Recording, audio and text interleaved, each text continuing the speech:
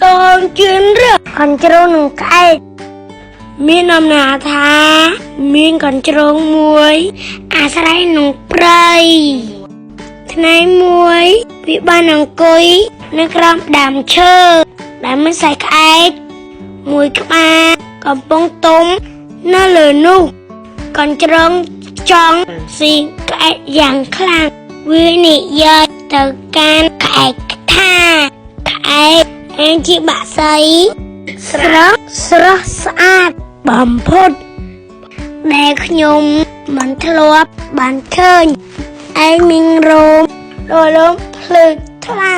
ជាងគេលើលើនិងមានចម្ពោះដ៏មួយស្រួតដែលខ្ញុំមិនធ្លាប់បានឃើញ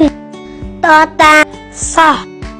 បើសិនជាឯងច្រៀងសំនៀងនោះ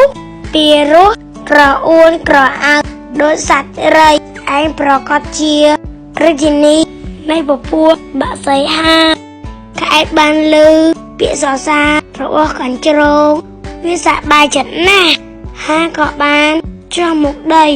ស្រាប់តែមិនទាន់បានដល់ដីផងកញ្ជ្រោងហក់សក់គ្រប់វាជាចំណៃបាត់ទៅកំណត់អប់រំមួយការលើកដាក់ខ្លួនតាមការសរសើរនាំឲ្យមានគ្រោះថ្នាក់ពីសរសើរនិងបញ្ជោ